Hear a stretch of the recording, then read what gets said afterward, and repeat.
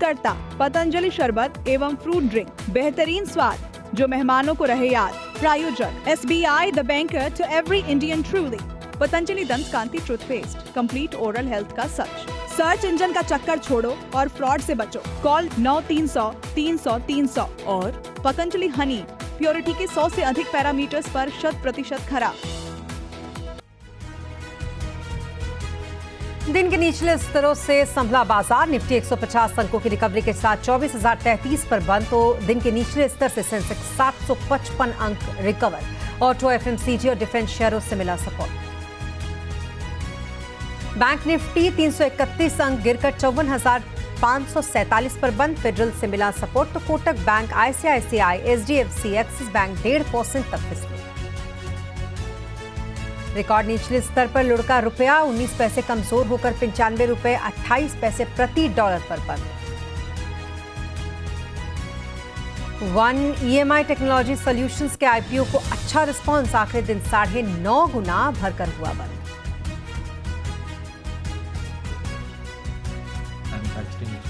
Small and mid cap खरीदने का प्रयत्न कर रहे हैं, बट वहाँ पे भी हम लोग वैल्यूएशन पर कड़ी नज़र रख रहे हैं, क्योंकि हमें लग रहा है कि मार्केट में और नेगेटिव झटके आने की संभावना काफ़ी हाई है। मिडिल ईस्ट में तनाव के चलते अगले 6 महीने में तेजी से बढ़ सकती है महंगाई। मार्सलिस इन्वेस्टमेंट मैनेजर्स के सौरभ मुखर्जी ने बाजार में नेगेटिव झटकों की जताई आशंका। निवेश के लिए KPR मिल्स, नैटको फार्मा और आयशर मोटर पसंद।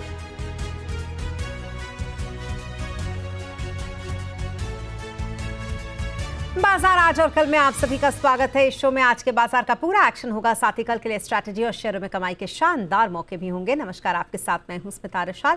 अगर शेयर से जुड़ा कोई सवाल आपके पास है तो आप हमें कॉल कर सकते हैं। हमारा फोन नंबर है 02223001634।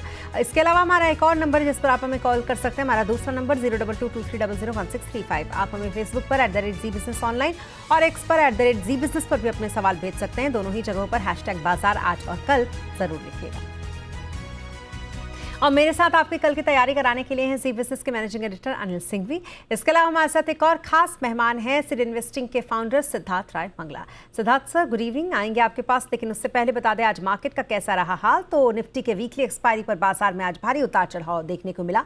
कारोबार के अंत में निफ्टी 86 अंक गिरकर 24,032 पर और सेंसेक्स 251 अंक गिरकर 77,017 पर बंद हुआ। बैंक निफ्टी 331 अंक गिरकर 54,547 पर बंद हुआ। खास बात यह रही कि बाजार में निचले स्तर से शानदार रिकवरी देखने को मिली।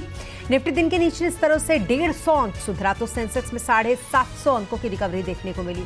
सुबह जब ट्रेडिंग शुरू हुई थी तब माहौल थोड़ा दबाव में था, धीरे धीरे बिकवाली बढ़ती गई, बाजार दिन के निचले स्तरों की ओर खिसकने लगा।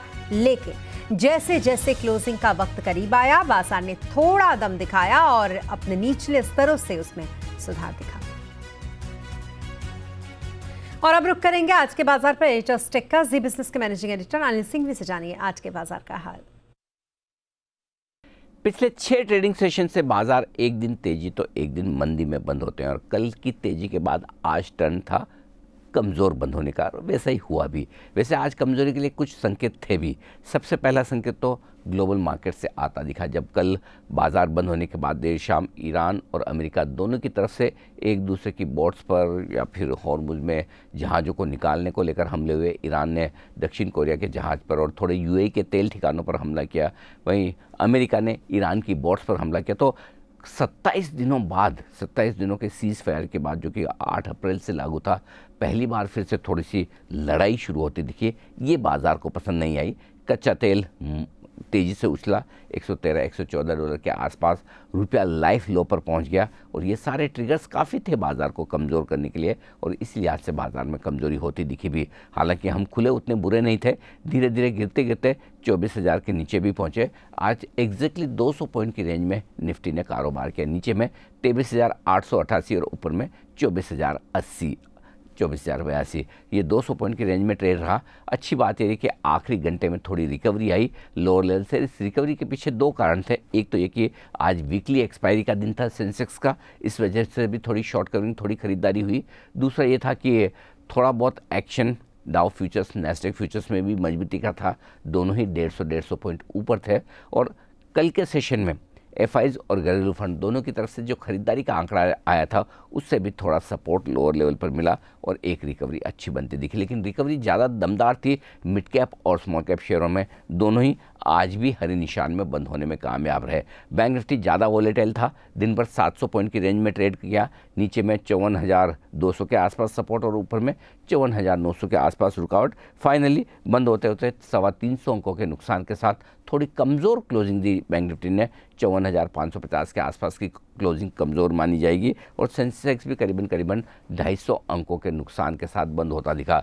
सो कह सकते हैं कि वैसे तो कच्चे तेल को देखकर और फिर से लड़ाई शुरू होने के डर के लिहाज से ज़्यादा कमज़ोर हो सकते थे, उतने कमज़ोर हुए नहीं। रिकवरी भी ठीक ठाक मिल गई, 24,000 के ऊपर बंद भी हुए, ब्रॉडर मार्केट ख़राब नहीं हुए, mid cap small cap share थोड़ा ही सही लेकिन हरे निशान में बंद हुए। मिला जुला कारोबार आज आपको निफ्टी की वीकली एक्सपायरी के दिन देखने को मिला। जी हाँ, और आगे बढ़ने से पहले देखते हैं कि संस्थागत निवेशकों ने आज कितनी खरीदारी या फिर बिकवाली की। तो एफआईआई यानी कि विदेशी संस्थागत निवेशकों ने कैश मार्केट में करीब 3,622 करोड़ की आज बिकवाली की है। वहीं डीआईआई यानी कि घरेलू संस्थागत निवेशकों ने 2,603 करोड़ की खरीदारी कर ली। अब रुक करते हैं हमारे खास मेहमान सिद्धार्थ राय मंगला जो लगातार हमारे साथ बने हुए हैं। सिद्धार्थ सर, एफआईआई के नंबर्स भी आ गए हैं जहां पर आपको साफ साफ 3,622 करोड़ की जो बिकवाली है वो दिख रही है। प्रेशर तो आज था ही मार्केट पर, आगे क्या हम मान के चले कि अभी प्रेशर मार्केट में इस तरीके से बना रहेगा, वॉलेटाइल मार्केट? जी बिल्कुल। नमस्कार स्मिता जी, गुड इवनिंग। देखिए स्मिता जी, अगर हम निफ्टी की बात करते हैं तो काफी ट्रिकी सिचुएशन के अंदर बाजार इस समय दिखाई दे रहा है। तकरीबन पिछले एक हफ्ते से अगर हम गौर करें तो निफ्टी ने वॉलेटिलिटी के बीच में जो क्लोजिंग्स दी, तकरीबन 200 सवा 200 पॉइंट्स की रेंज में सारी क्लोजिंग्स पिछले 6-7 सेशंस को अगर हम देखते हैं तो वो हुई हैं। कोई क्लोजिंग 24,000 के आसपास में होती है, कोई ज्यादातर 24, 170, 180 के आसपास में हो जाती है। तो इस 200 पॉइंट की रेंज में ज्यादातर क्लोजिंग्स लास्ट में जाकर पूरे वॉलेटाइल सेशन के बाद हो जाती हैं। तो देखना अहम होगा, ये रेंज जो है 200 पॉइंट्स की बाजार के लिए अगले कुछ दिनों तक बड़ी अहम रहने वाली है। जिस भी तरफ इस रेंज से बाहर निफ्टी निकलेगा उस तरफ बड़ी तेजी से 500 से 700 पॉइंट्स की चाल हमें देखने को मिलेगी। तो प्ले करना बड़ा सिंपल है, दोनों लेवल्स को मार्क करना है, ऊपर में 24,200 को और नीचे में 24,000 को, 24,000 23,975 को मार्क कर सकते हैं। क्लोजिंग बेसिस पर जिस भी तरफ हमें इंडेक्स निकलता हुआ दिखता है उस तरफ हमें अगले 3-4 सेशंस तक एक 400 से 500 पॉइंट्स का बहुत तेज मूव जो है आता हुआ दिख जाएगा। ओके, चलिए इसी के साथ सर पोजिशनल ट्रेड की करवाते हैं लोगों को तैयारी। तो पोजिशनल कॉल के लिए कौन सी पिक लेकर आए हैं आज आप? जी बिल्कुल स्मिता जी, देखिए दो स्टॉक्स हैं। पहले स्टॉक का नाम है गैब्रियल इंडिया। यहाँ पर देखिए एक बड़ा शानदार मूव आज के सेशन में भी बना। बड़े लंबे समय के बाद इस तरह का मूव स्टॉक ने दिखाया है। 1,080, 1,081 के आसपास में अभी ट्रेड कर रहा है, बट जिस तरह का मूव आज दिखाया ऐसा लगता है कि एक नई तेजी की शुरुआत है। तो पोजिशनल बेसिस पर स्टॉक को बिल्कुल बाय करना चाहिए। हमारे टारगेट्स होंगे, पहला टारगेट 1150 का, सेकंड टारगेट 1250 तक का। स्टॉप लॉस जो हमें मेंटेन करके चलना है वो है 1,030 रुपए पर। सेकंड स्टॉक का नाम है HDFC AMC। यहाँ पर भी देखिए स्मिता जी एक बढ़िया मूव पिछले कुछ दिनों में हमने बनते हुए देखा है। क्लासिक पैटर्न बना, एक बहुत बड़ा रनअप आया, कुछ दिन उसके बाद कंसोलिडेशन के अंदर स्टॉक चला गया और आज उस कंसोलिडेशन से बाहर निकलने का एक सिग्नल स्टॉक ने दिया है। 2800 से ऊपर क्लोज हुआ, अच्छी क्लोजिंग थी, तो बिल्कुल बाय किया जा सकता है। 2806 के आसपास में क्लोजिंग हुई थी। स्टॉप लॉस हमें रखना है 2750 पर और हमारे टारगेट्स होंगे, पहला टारगेट 2900 का, सेकंड टारगेट 2980 तक का। गैब्रियल इंडिया और HDFC AMC दो बेहतरीन स्टॉक्स आपको सिद्धार्थ सर की तरफ से यहाँ पर पोजिशनल कॉल के लिए। अब सर लॉन्ग टर्म के लिए कौन सा पिक आज लेकर आए हैं आप? जी बिल्कुल स्मिता जी, देखिए एक स्टॉक है, उसका नाम है पॉली मेडिक्योर। यहाँ पर देखिए एक लंबे समय तक हमने स्टॉक के अंदर वीकनेस बनते हुए देखी थी। तकरीबन 1.5-2 साल पहले ऊपर में 3200 3300 के लेवल से स्टॉक ने गिरना शुरू किया था और काफी दिन तक गिरा। पिछले कुछ समय से फाइनली एक स्ट्रॉन्ग टर्न अराउंड का केस यहाँ पर बना है। बहुत अच्छे मूव्स बनने लगे हैं। आज के सेशन में खासकर जिस तरह का मूव बना, मुझे लगता है कि एक बड़े रनअप के लिए स्टॉक तैयार हो चुका है। जितने लंबे समय के लिए बाय करेंगे उतने ज्यादा रिटर्न्स देखने को मिलेंगे।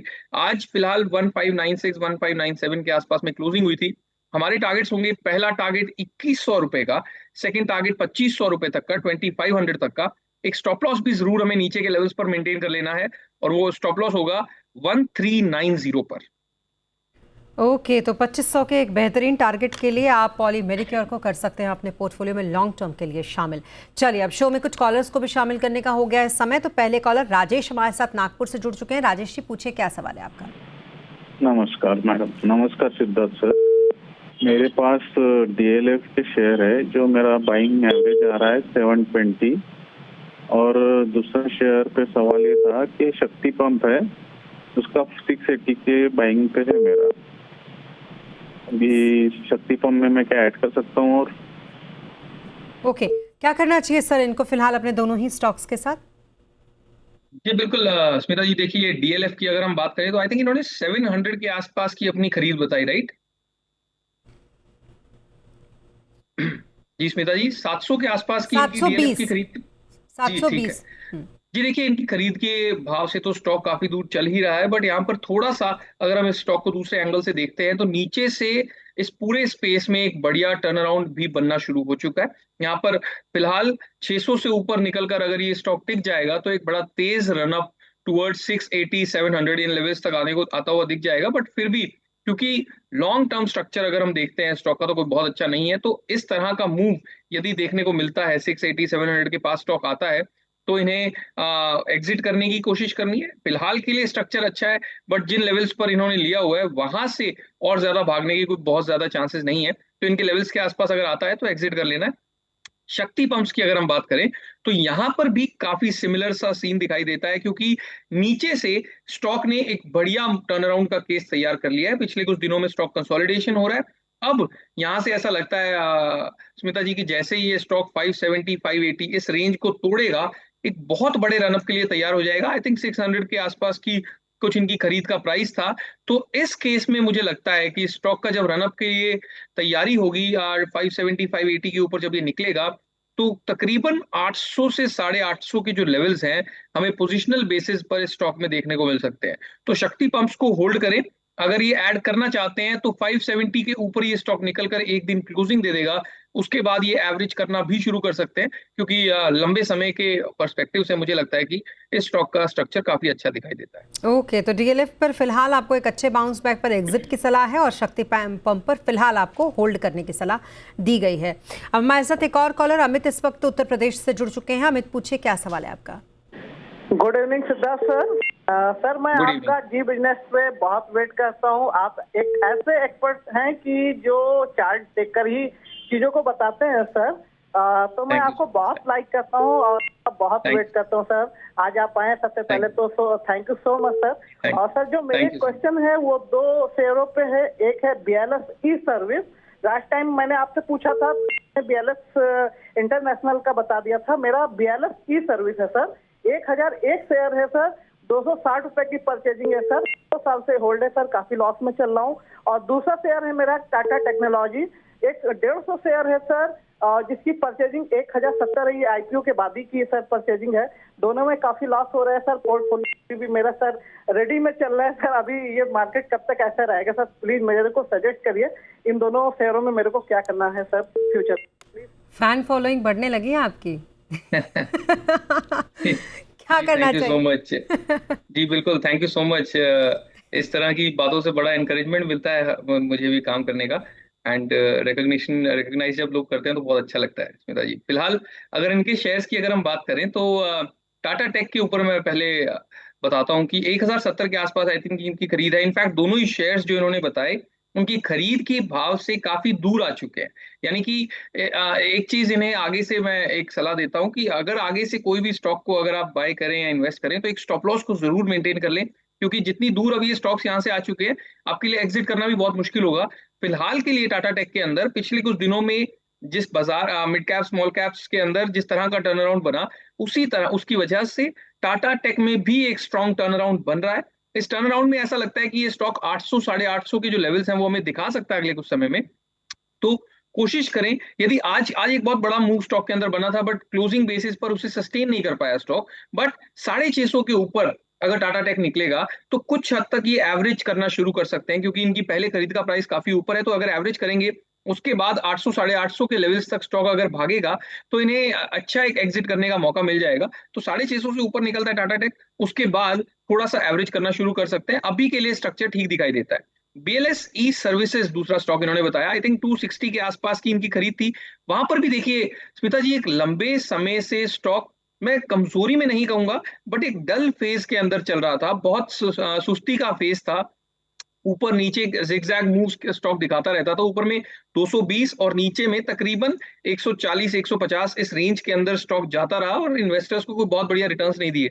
अब मुझे लगता है कि जिस तरह का मूव पिछले कुछ दिनों में नीचे से इस स्टॉक में बना है, मिड स्मॉल कैप्स के साथ साथ इस स्टॉक में भी एक फ्लेवर बनता हुआ दिखाई दे रहा है। यहां से मुझे लगता है कि इन्हें कुछ हद तक एवरेज करना शुरू करना चाहिए, क्योंकि इस तेजी में ये स्टॉक बड़े आराम से 300 तक के लेवल्स भी इन्हें दिखा सकता है। यदि ये एवरेज करेंगे तो इनका परचेज का प्राइस भी ठीक हो जाएगा, और यदि इस बार 280 300 तक का मूव स्टॉक में दिखेगा तो इन्हें अच्छा खासा प्रॉफिट भी हो सकता है। ओके, चलिए एक और कॉलर राजेंद्र इस वक्त हमारे साथ जुड़ चुके हैं भोपाल से। राजेंद्र जी पूछिए, क्या सवाल है आपका? मेरे पास आइनॉक्स विंड के 2500 शेयर है 122 रुपए के भाव पे, और बजाज हाउसिंग फाइनेंस के 105 रुपए के भाव पे 3000 शेयर है, क्या करना चाहिए? बजाज हाउसिंग फाइनेंस का एक बार फिर से प्राइस बताइएगा, अपनी बाइंग प्राइस। 105 3000 क्वांटिटी। ओके, क्या करना चाहिए सर इन दोनों ही स्टॉक्स के साथ फिलहाल इनको? ये देखिए स्मिता जी, अगर हम आइनॉक्स की बात करें तो यहाँ पर पिछले कुछ दिनों से स्टॉक एक कंसोलिडेशन के अंदर है। आज के सेशन में उस कंसोलिडेशन से बाहर निकलने की स्टॉक ने कोशिश की थी, बट क्लोजिंग बेसिस पर ऐसा नहीं कर पाया। मुझे लगता है कि अगले कुछ दिनों में एक ब्रेकआउट स्टॉक हमें दिखा देगा। इवेंचुअली जिस तरह का स्ट्रक्चर बना हुआ है, मुझे लगता है कि जिनकी खरीद का प्राइस 120-25 के बीच में शायद इन्होंने बताया, तो वहां तक तो जाता हुआ दिख ही जाएगा। उसके बाद फिर से रिव्यू करना चाहिए, फिलहाल के लिए होल्ड करें। स्ट्रक्चर स्टॉक का अच्छा दिखाई देता है। बजाज हाउसिंग फाइनेंस के अंदर थोड़ा सा पिक्चर खराब हुई है, पिछले कुछ दिनों में एक अच्छा मोमेंटम बना था, बट यहाँ पर पिछले 4-5 सेशन से स्टॉक ने ऊपर रेजिस्टेंस को फेस किया, घूमना शुरू कर दिया है। तो कोई बहुत बढ़िया स्ट्रक्चर तो नहीं है। कोई भी बाउंस अगर मिलता है 90 के लेवल्स के आसपास स्टॉक आता है तो कोशिश करें, आई डोंट रिमेंबर कि इनका खरीद का प्राइस क्या था, बट अगर नजदीक है तो कोशिश करें कोई भी बाउंस बैक पर स्टॉक से एग्जिट करने की। फिलहाल के लिए स्ट्रक्चर कोई बहुत बढ़िया नहीं है। 105 था इनका खरीद का प्राइस जी, फिर हाँ बिल्कुल, अगर उस केस में अगर 90-93 के आसपास में स्टॉक आता है तो एग्जिट करने की कोशिश करें, क्योंकि इन्हें लॉस जरूर होगा, बट फिर भी आई थिंक वो मैनेजेबल होगा इनके लिए, किसी दूसरे स्टॉक से कवर कर सकते हैं। बिल्कुल। चलिए एक और कॉलर हमारे साथ इस वक्त मनोज जुड़ चुके हैं उत्तर प्रदेश से। मनोज जी पूछिए, क्या सवाल है आपका? जी, एफसी है मेरे पास 3000 क्वांटिटी 220 के रेट से। ओके ओके, क्या करना चाहिए सर फिलहाल इनको अपने स्टॉक के साथ? जी, आई थिंक खरीद का प्राइस इन्होंने क्या बताया, 220। ठीक है, देखिए स्मिता जी, वहां से अगर आई थिंक इन्होंने काफी पहले स्टॉक के अंदर खरीदारी की हुई है, प्रोबेबली 2021 या 2022 के अंदर शायद वो भाव स्टॉक ने दिखाए थे, तो वहां से अच्छा खासा प्रॉफिट हो रहा है। वो पोजिशनल बेसिस पर अगर इतने लंबे व्यू से अगर हम स्टॉक को देखते हैं तो स्ट्रक्चर अच्छा है। पिछले 2 साल में शायद कोई बहुत बढ़िया परफॉर्मेंस नहीं दी, बट क्योंकि यहाँ से ऑलरेडी जहां से इन्होंने खरीदा डबल से ज्यादा ये स्टॉक हो चुका है, तो बिल्कुल आराम से होल्ड करें। अब मिड कैप स्मॉल कैप्स ने चलना शुरू ही किया है, पिछले कुछ दिनों में अच्छे रिटर्न्स दिए हैं, बट मुझे लगता है कि इवेंचुअली भी ये जो स्टॉक है आपको 600 और उसके बाद 750 लॉन्ग टर्म के अगर मैं लेवल्स देखना चाहूँ तो वहां तक आपको अगले कुछ समय में आता हुआ दिख जाएगा। ओके, चलिए इसी के साथ अब लेंगे एक छोटा सा ब्रेक के बाद एक्सिस सिक्योरिटीज के राजेश पालविया से जानेंगे कल के लिए ऑप्शन कॉल्स। आप बने रहे हमारे साथ।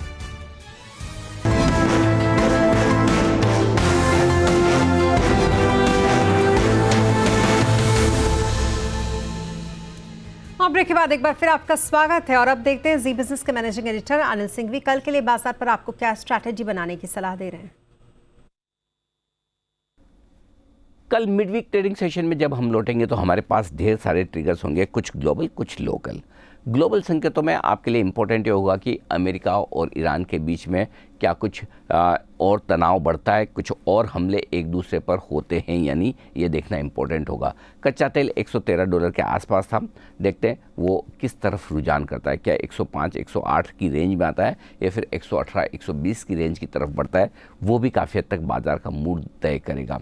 तीसरी इंपॉर्टेंट चीज़ होगी कि आज के सेशन में जो कुछ कमज़ोरी और रिकवरी का दोनों का माहौल देखने को मिला, इसमें एक्शन एफआईज और घरेलू फंड्स का किस तरह का रहा।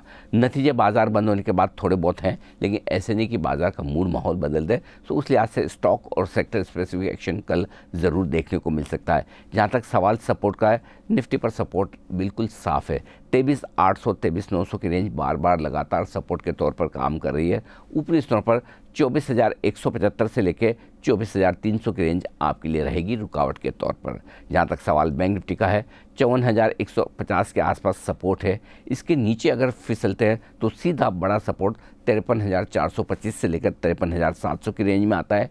रिकवरी में ऊपर में 55,100 55,400 की रेंज ऐसी है जहां पर थोड़ी रुकावट बैंक निफ्टी में आती हुई दिख सकती है। बैंक निफ्टी के मुकाबले में थोड़ा ज़्यादा कमज़ोर है, लेकिन मिड कैप और स्मॉल कैप शेयर दोनों के मुकाबले में बेहतर है। अगर लार्ज कैप ज़्यादा ना गिरे तब भी मिड कैप और स्मॉल कैप शेयर अपनी तेज़ी को और स्टॉक स्पेसिफिक एक्शन को आगे बढ़ाने का काम कर सकते हैं। इस लिहाज से कल का सेशन बेहद इंटरेस्टिंग होगा। वैसे पिछले 7 सेशन से अगर आप देखें, एक दिन कमज़ोरी और एक दिन मजबूती का ट्रेंड रहा है निफ्टी और बैंक निफ्टी दोनों में, और उस लिहाज से देखें तो कल एक रिकवरी का मामला बनता है। तेज़ी वाला सेशन या फिर हल्की मजबूती वाला सेशन बनना तो चाहिए। सब कुछ डिपेंड इस बात पर करता है कि कच्चा तेल किस तरह का डायरेक्शन दिखाता है, और वही बाजार की दिशा दशा तय करने का काम करेगा। जी हाँ, तो ये तो रही कल के लिए आपकी स्ट्रैटेजी। और अब जानते हैं ऑप्शन की स्ट्रैटेजी, जो बताने के लिए हमारे साथ राजेश पालविया जुड़ चुके हैं। Rajesh sir, good evening. बताएं जरा ऑप्शन की कौन सी स्ट्रैटेजी रखे कल। या गुड इवनिंग। तो देखिए, आज मार्केट में लोअर साइड से एक रिकवरी सेकंड हाफ में देखने को मिली और मार्केट वापस 24,000 के ऊपर बंद होते हुए दिखा है। हमें लगता है जिस तरीके का सेटअप बना हुआ है लोअर साइड पर 23,900 23,850 ये एक अच्छे सपोर्ट जैसा काम करते हुए देखने को मिल रहे हैं। पुट बेस कॉन्सेंट्रेशन देखें तो इसी रेंज में बना हुआ है। तो हमें लगता है कि जब भी वॉलेटिलिटी में डिप मिलती है तो यहाँ पे बाय ऑन डिप्स ही रखना चाहिए, जब तक हम 23,800 के ऊपर बने हुए हैं। यहाँ पे हम नेक्स्ट वीकली एक्सपायरी का कॉल ऑप्शन बाय करने की सलाह देंगे, जो कि 24,000 की स्ट्राइक का कॉल ऑप्शन ही बाय करने की सलाह देंगे, जो कि आज क्लोज हुआ है करीब 257 के आसपास। यहाँ पे बाय करना है और हमें लगता है कि इसमें अपसाइड के टारगेट 320 340 की तरफ आते हुए दिख सकते हैं। On the down side stop loss रखना होगा करीब 210 रुपए के आसपास। तो हमें लगता है ये पुल बैक जो सेकंड हाफ में देखने को मिला था ये फर्दर एक्सटेंड होते हुए दिखेगा और कल के सेशन में मार्केट थोड़ा हायर साइड पे ट्रेड करते हुए देखने को मिल सकता है। तो 24,000 का कॉल ऑप्शन बाय करना है। स्टॉक स्पेसिफिक बात करें तो हमें लगता है जिस तरीके से कैपिटल मार्केट थीम में एक अच्छा मोमेंटम बना हुआ था, कैम्स पे यहाँ पे बाय करने की सलाह। एक फॉलिंग चैनल का ब्रेकआउट यहाँ पे आते हुए दिख रहा है। हमें लगता है 820 830 की अपसाइड के टारगेट आते हुए दिख सकते हैं। ऑन द डाउन साइड 780 के आसपास के स्टॉप लॉस रखने होंगे। Thank you so much sir, हमसे अपनी स्ट्रैटेजी शेयर करने के लिए। और चलते हैं एक बार फिर सिद्धार्थ सर के पास। सिद्धार्थ सर, इंट्राडे में कहाँ खरीदारी करें?